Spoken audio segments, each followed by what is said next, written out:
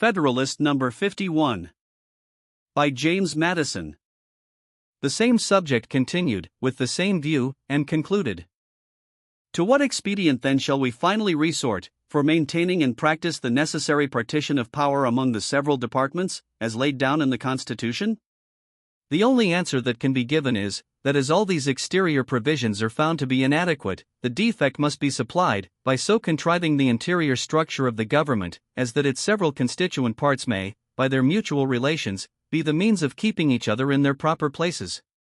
Without presuming to undertake a full development of this important idea, I will hazard a few general observations, which may perhaps place it in a clearer light, and enable us to form a more correct judgment of the principles and structure of the government planned by the Convention. In order to lay a due foundation for that separate and distinct exercise of the different powers of government, which, to a certain extent, is admitted on all hands to be essential to the preservation of liberty, it is evident that each department should have a will of its own, and consequently should be so constituted, that the members of each should have as little agency as possible in the appointment of the members of the others. Were this principle rigorously adhered to, it would require that all the appointments for the supreme executive, legislative, and judiciary magistracies should be drawn from the same fountain of authority, the people, through channels having no communication whatever with one another. Perhaps such a plan of constructing the several departments would be less difficult in practice than it may in contemplation appear. Some difficulties, however, and some additional expense would attend the execution of it. Some deviations, therefore, from the principle must be admitted.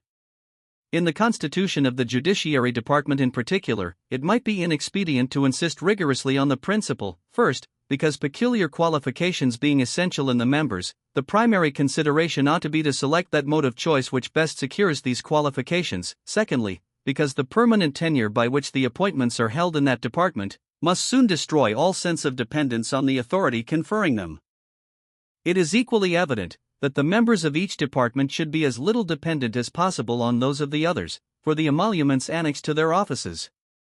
Were the executive magistrate, or the judges, not independent of the legislature in this particular, their independence in every other would be merely nominal. But the great security against a gradual concentration of the several powers in the same department consists in giving to those who administer each department the necessary constitutional means and personal motives to resist encroachments of the others. The provision for defense must in this, as in all other cases, be made commensurate to the danger of attack. Ambition must be made to counteract ambition. The interest of the man must be connected with the constitutional rights of the place. It may be a reflection on human nature that such devices should be necessary to control the abuses of government. But what is government itself, but the greatest of all reflections on human nature? If men were angels, no government would be necessary. If angels were to govern men, neither external nor internal controls on government would be necessary. In framing a government which is to be administered by men over men, the great difficulty lies in this: you must first enable the government to control the governed, and in the next place oblige it to control itself. A dependence on the people is, no doubt, the primary control on the government, but experience has taught mankind the necessity of auxiliary precautions. This policy of supplying, by opposite and rival interests, the defect of better motives, might be traced through the whole system of human affairs, private as well as public. We see it particularly displayed in all the subordinate distributions of power, where the constant aim is to divide and arrange the several offices in such a manner as that each may be a check on the other, that the private interest of every individual may be a sentinel over the public rights. These inventions of prudence cannot be less requisite in the distribution of the supreme powers of the state. But it is not possible to give to each department an equal power of self-defense. In republican government, the legislative authority necessarily predominates. The remedy for this inconveniency is to divide the legislature into different branches, and to render them, by different modes of election and different principles of action, as little connected with each other as the nature of their common functions and their common dependence on the society will admit. It may even be necessary to guard against dangerous encroachments by still further precautions. As the weight of the legislative authority requires that it should be thus divided, the weakness of the executive may require, on the other hand, that it should be fortified. An absolute negative on the legislature appears, at first view, to be the natural defense with which the executive magistrate should be armed. But perhaps it would be neither altogether safe, nor alone sufficient. On ordinary occasions, it might not be exerted with the requisite firmness, and on extraordinary occasions, it might be perfidiously abused. May not this defect of an absolute negative be supplied by some qualified connection between this weaker department and the weaker branch of the stronger department, by which the latter may be led to support the constitutional rights of the former, without being too much detached from the rights of its own department? If the principles on which these observations are founded be just, as I persuade myself they are, and they be applied as a criterion to the several state constitutions, and to the federal constitution, it will be found, that if the latter does not perfectly correspond with them, the former are infinitely less able to bear such a test. There are moreover two considerations particularly applicable to the federal system of America, which place that system in a very interesting point of view. First, in a single republic, all the power surrendered by the people is submitted to the administration of a single government, and the usurpations are guarded against by a division of the government into distinct and separate departments. In the compound Republic of America, the power surrendered by the people is first divided between two distinct governments, and then the portion allotted to each subdivided among distinct and separate departments. Hence a double security arises to the rights of the people. The different governments will control each other, at the same time that each will be controlled by itself. Second, it is of great importance in a republic, not only to guard the society against the oppression of its rulers, but to guard one part of the society against the injustice of the other part. Different interests necessarily exist in different classes of citizens. If a majority be united by a common interest, the rights of the minority will be insecure.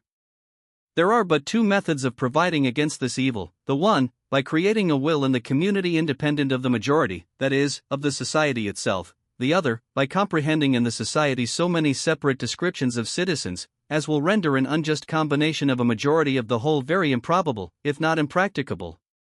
The first method prevails in all governments possessing an hereditary or self-appointed authority.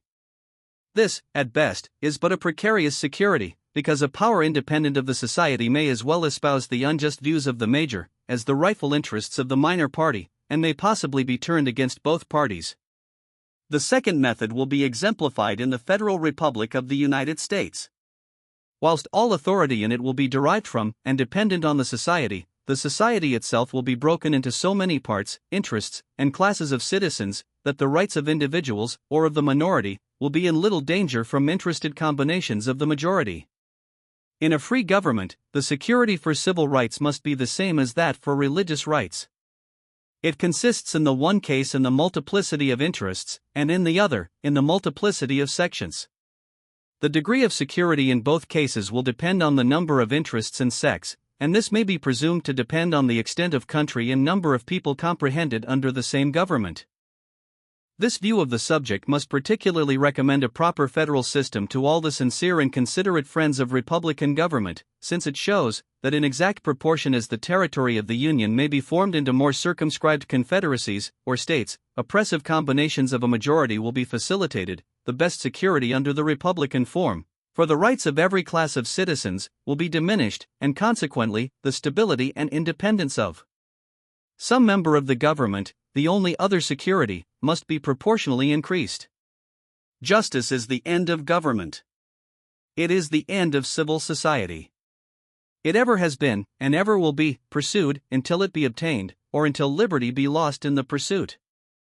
In a society, under the forms of which the stronger faction can readily unite and oppress the weaker, anarchy may as truly be said to reign, as in a state of nature, where the weaker individual is not secured against the violence of the stronger, and as, in the latter state, even the stronger individuals are prompted, by the uncertainty of their condition, to submit to a government which may protect the weak, as well as themselves. So, in the former state, will the more powerful factions or parties be gradually induced, by a like motive, to wish for a government which will protect all parties, the weaker as well as the more powerful.